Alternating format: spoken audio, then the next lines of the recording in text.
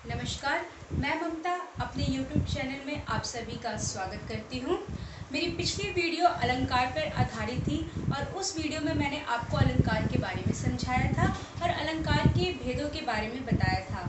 परंतु उस वीडियो में मैं अलंकार का शब्द अलंकार जो एक प्रकार था उसके 3 भेदों को ही एक्सप्लेन कर चुकी थी। अब इस वीडियो में मैं आपको अलंकार का जो दूसरा प्रकार है अर्थालंकार, उस अर्थालंकार के जो अन्य भेद हैं, अन्य प्रकार हैं, मैं उनको आप सभी के सामने एक्सप्लेन करने जा रही हूँ। जैसा कि मैंने आपको बताया था बच्चों की अर्थालंकार में क्या होता है। अर्थालंकार के अंदर हम अर्थ को लेकर काव्य में सुंदरता को देखते हैं। समझ रहे हैं आप सभी किसको? जब हम उस पूरी कविता को या उस काव्य की पंक्तियों को जब हम उसका अर्थ निकालते हैं और अर्थ के कारण जब उस कविता में पूरा सौंदर्य आ जाता है तब वहाँ पे अर्थालंकार होता है। और मैंने आपको पिछली वीडियो में ये भी बताया था कि अर्थालंकार कितने तरीके से हैं, बहुत सारे हैं, परंतु 9वीं कक्षा 10वीं कक्षा में आने वाली परीक्षा में जो मुख्य हैं मैं आज उन्हीं को एक्सप्लेन करूंगी आप सभी के सामने।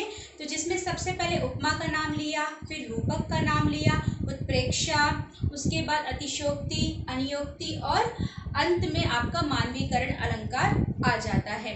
सबसे पहले इन अलंकारों को समझाने से पहले मैं आपको बता दूं कि इसमें आपको उपमेय, उपमान, वाचक शब्द, गुण, फिर साधारण शब्द, इस तरह के सारे कुछ शब्द मिलेंगे जिससे आपको इन सभी अलंकारों को समझने में आसानी होगी। तो चलिए सबसे पहले आ जाते हैं उपमा अलंकार। उपमा अलंकार का मतलब होता है कि जब आप किसी को किसी की उपमा देते हैं, मतलब किसी को किसी के समान बताते हैं। अब इसमें एक चीज़ आप याद रखना, जो ईश्वर द्वारा प्रदत्त चीज़ें हैं, जो ईश्वर ने दिया है, इस नेचर ने हमें दिया है, जब हम उस नेचर से मानव की या मानव द्वारा निर्मित वस्तुओं की या मानव की उस नेचर से तुलना करते हैं, क्या करते हैं? तुलना करते हैं। वहाँ पे आपका उपमेय अलंकार होता है। क्या होता है? उपमेय अलंकार होता है। जब हम नेचर की चीज़ों के साथ मनुष्य का या मनुष्य की वस्तुओं का, चीज़ों का, वहाँ से उसकी तुलना को करके देखते हैं। अब देखिए यहाँ पर मैंने एक उदाहरण लिखा है, मुख चांद सा सुंदर है। क्या लिखा है? मुख चांद सा सुंदर है। अब यहाँ पे जो मुख है वो क्या है? आपका उपमेय है। मैंने आपको शुरू में ही बताया था कि एक आपको उपमेय मिलेगा, एक आपको उपमान मिलेगा, साधारण धर्म मिलेगा, वाचक शब्द मिलेगा। उपमेय क्या होता है? जिसकी तुलना की जाती है। इस बात को याद रखना। एक मैंने लिखा है आपका उपमेय। उपमेय का मतलब होता है जिसकी हम तुलना कर रहे हैं। उपमान क्या होता है? जिससे हम तुलना करते हैं। ये ध्यान रखना, ये उपमा अलंकार में बहुत महत्व रखता है। जब आपको इसकी पहचान करनी होती है तो आप सभी को इसका ध्यान रखना पड़ेगा, ठीक है? तो उपमेय वो है जिससे हम उसकी तुलना करते हैं और उपमान क्या है? जिससे तुलना कर रहे होते हैं। फिर साधारण धर्म की या साधारण गुण की बात आती है, मतलब कौन से गुण को लेकर हम उसकी तुलना करने जा रहे हैं। कोई ना कोई तो गुण बताओगे ना। और उसके बाद वाचक शब्द, ये भी सबसे बड़ा इसका पहचान है। जैसा, सा, जब ऐसे शब्द आपको मिल जाते हैं तो वहाँ पर आपका उपमा अलंकार को पहचानने में और सरलता आ जाती है। अब देखिए मुख क्या हो गया? यहाँ पे उपमेय हो गया। क्या हो गया? उपमेय। उसके बाद उपमान क्या है? उपमान आपका चांद है, क्योंकि चांद क्या है? इस नेचर में है, इस प्रकृति में आपको देखने को मिलता है। समझ रहे हैं आप सभी? तो ये आपका उपमान है जिससे आप तुलना करेंगे, जिसके समान आप उसको बताएंगे।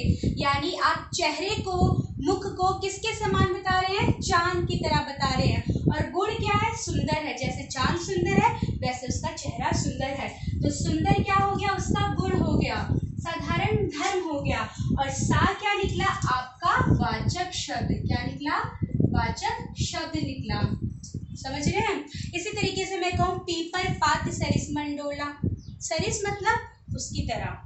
पीपल का जो पत्ता है, जिस तरह पीपल का पत्ता हिलता है उसी तरह से वो व्यक्ति कहता है कि उसका जो मन है वो भी क्या है? डोल रहा है।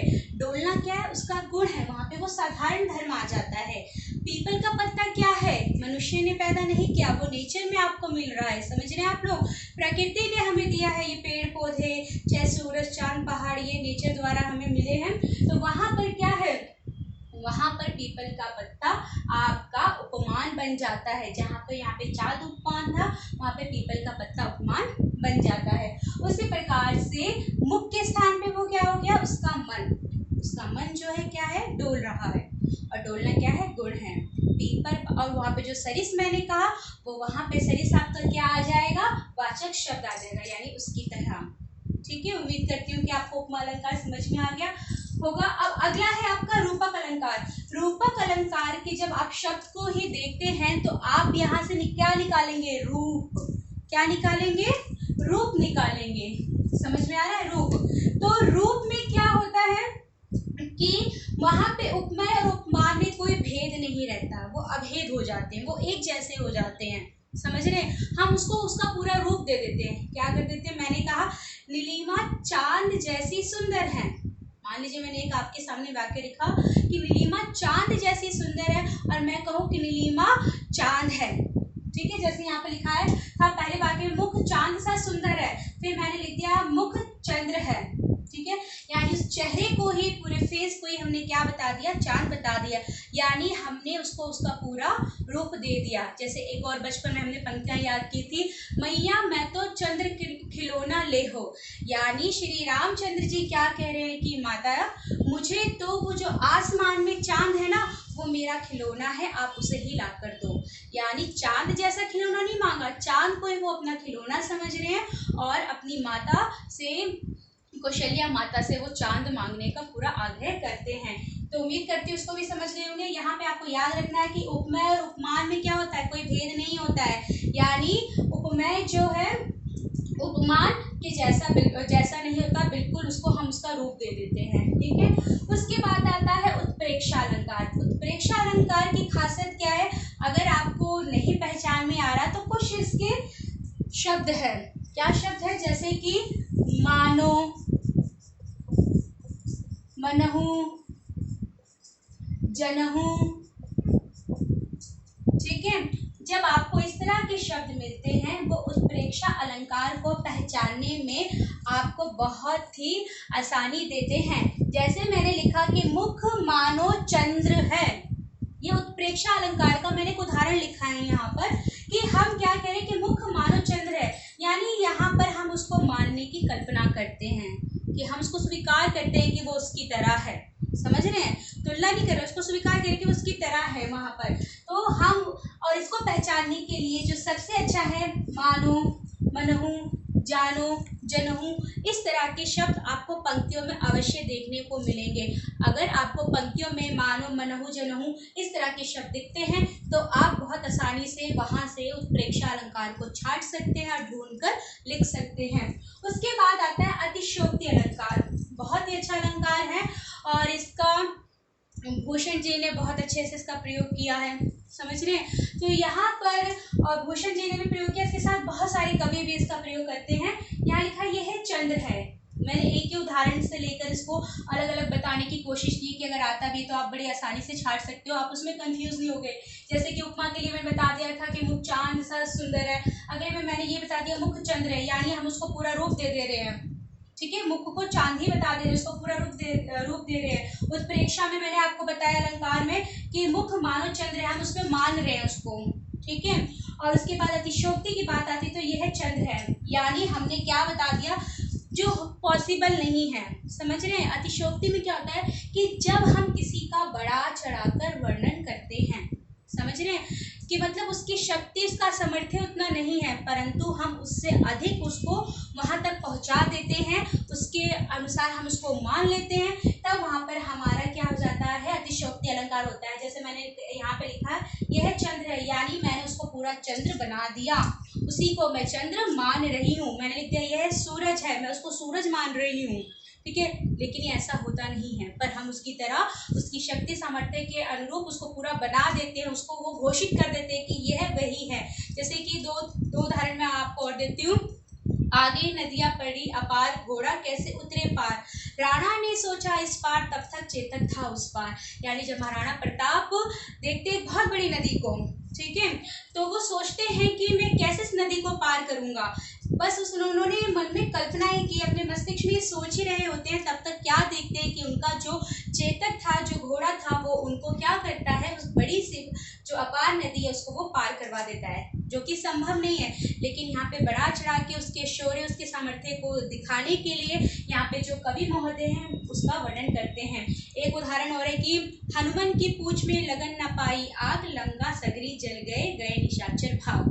ठीक है, यानी अभी तो हनुमान जी की पूछ में आग भी नहीं लगी थी, परंतु सारे क्या हुआ, लंका जल गई थी और सारे निशाचर जो भूत पिशाच से वो सारे क्या थे, जल के राख हो गए थे। तो यहाँ से आप मान सकते हैं, इन पंक्तियों को देख के समझ सकते हैं कि अतिशयोक्ति अलंकार का क्या मतलब होता है कि जब हम वहाँ पर किसी के शौर्य सामर्थ्य से बढ़ा चढ़ा के उसका वर्णन करते हैं, वहाँ पे हमें अतिशयोक्ति अलंकार देखने को मिलता है।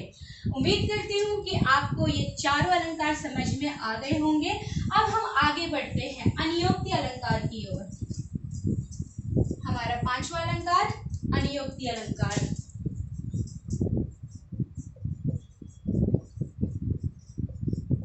बहुत ही अच्छा अलंकार है और इस अलंकार का प्रयोग हमारे बिहारी जी बहुत ही सटीक तरीके से अपने काव्य में करते हैं। यहाँ पे अनियोक्ति अलंकार से आप ये समझिए कि मान लो कि मुझे अपने फ्रेंड को कोई बात समझानी है, लेकिन मैं ये मानती हूँ कि मैं उसको डायरेक्ट वो बात कहूँगी तो उसको बुरा लग सकता है, होता है ना कई बार। तो उसको बात को समझाने के लिए मैं किसी थर्ड पर्सन का नाम लूँगी और मैं उसके सामने उसकी वो सारी बातें रखूँगी, तो उसको डायरेक्टली वो बात चुभेगी नहीं, लेकिन वो कहीं ना कहीं अपने मस्तिष्क में ये सोचेगी कि हाँ, ये बात कहीं ना कहीं मुझसे तो जुड़कर ही है।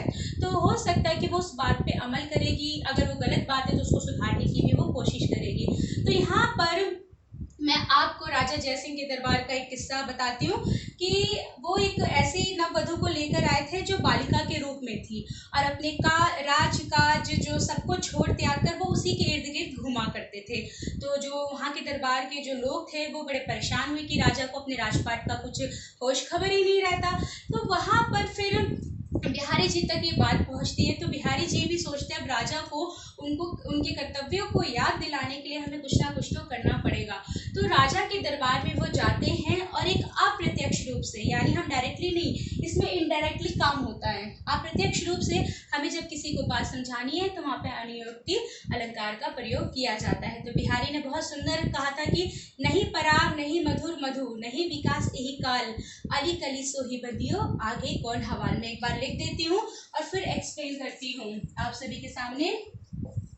नहीं पराग नहीं मधु, नहीं विकास यही काल,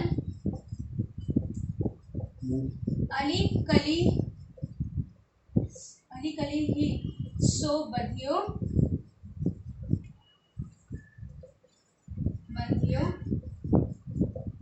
आगे कौन हवा। यानी बिहारी जी ने एक अली यानी भवरा, अली क्या है, भवरा, भवरे को लिया और कली को लिया, इन्हीं दोनों के माध्यम से उन्होंने राजा को बहुत ही सटीक तरीके से समझा दिया और राजा को बात बुरी भी नहीं लगी और उनको सारा जो उनके दरबार में काम चल रहा था वो समझ में आ जाता है। बिहारी जी कहते हैं कि नहीं पराग नहीं मधुर मधुर, नहीं मधुर एक शब्द छूट गया, मधुर मधु, नहीं विकास यही काल, अली कली सोही बंदियो आगे कौन हवाल। मतलब एक ऐसा कली आप देखते हो ना तो उसमें रस होता है ना ही पराग होते हैं, जब तक वो फूल की अवस्था में नहीं आता तो उसमें रस और पराग ये सब संभव नहीं है। जब वो खिलता है तभी वो पूरा संपूर्ण बनता है और यदि भवरा कली के ही पास मंडराता रहेगा तो क्या उसको रस प्राप्त हो पाएगा, क्या उसका पेट भर पाएगा। तो यहाँ पर बिहारी जी यही समझाते हैं कि अली कली ही सो बंदियो आगे कौन हवाल, यानी भवरा जो है, अली मतलब भवरा, उसके इर्द गिर्द घूम रहा है तो क्या वो उसके लिए अच्छा है। तो यानी बिहारी ने बड़ी चतुराई के साथ राजा जयसिंह के सामने यहाँ पर ये दोहा प्रेजेंट किया, रखा, ताकि वो उसको समझ सके कि ये बात क्या कहना चाहते जो उनके हित में हो। आगे बढ़ते हैं मानवीकरण अलंकार की ओर।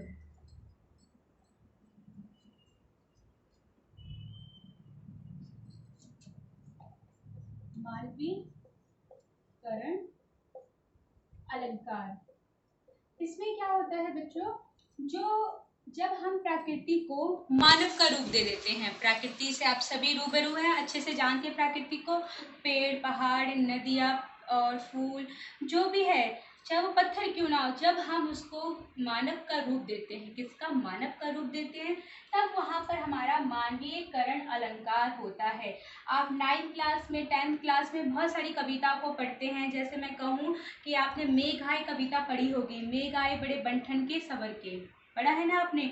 तो वहां पर इसका मतलब क्या है कि मेघ आए बड़े बंठन के सवर के, यानी यहाँ पर जो कवि है मेघों को क्या बताते हैं, मेहमान के रूप में खड़ा कर देते हैं। मेघ कौन, वो बादल जो आसमान में गरज रहे हैं, घिर के आ चुके हैं, तो उन्हें देखकर जो कवि है क्या बताते हैं कि वो मेघ किसकी तरह है, मेहमान की तरह। जैसे मेहमान आते हैं और घर के लोग, घर के गली मोहल्ले के लोग उनका स्वागत करते हैं, उसी तरह से मेघों का स्वागत जो ये प्रकृति है उसको करती है। जब आप इस कविता को पढ़ेंगे तो आपको बहुत ही कविता अच्छी लगेगी और आपको मानवीकरण अलंकार बहुत अच्छे से समझ में आ जाएगा। जहाँ पर एक बीते का हरा ठगना चना, जब आप इस कविता को भी पढ़ते हैं तो वहाँ पर बीते भर जो क्या कहते हैं चने को, क्या चना होता है और वो शादी करने के लिए आता है। जब आप सरसों वाली कहानी पढ़ते हो कविता के अंदर,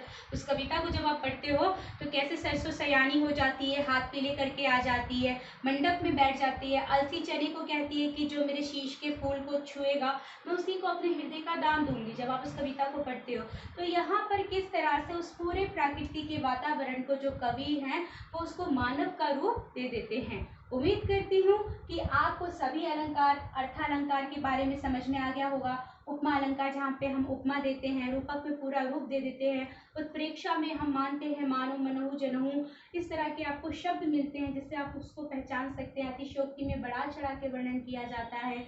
और उसके बाद मानवीकरण अलंकार में हम क्या करते हैं, मानव का पूरा, प्रकृति को पूरा मानव के रूप के समान मान लिया जाता है। और अनुयोक्ति में हम डायरेक्टली अगर किसी को बात नहीं कहना है, हमें अप्रत्यक्ष रूप से कहना है, तब वहाँ पर हम अनुयोक्ति अलंकार का प्रयोग करते हैं। उम्मीद करती हूँ कि पहले की वीडियो और आज की वीडियो दोनों को जब आप कंबाइन करके देखेंगे तो आपको अलंकार बहुत अच्छे से समझ में आ जाएंगे।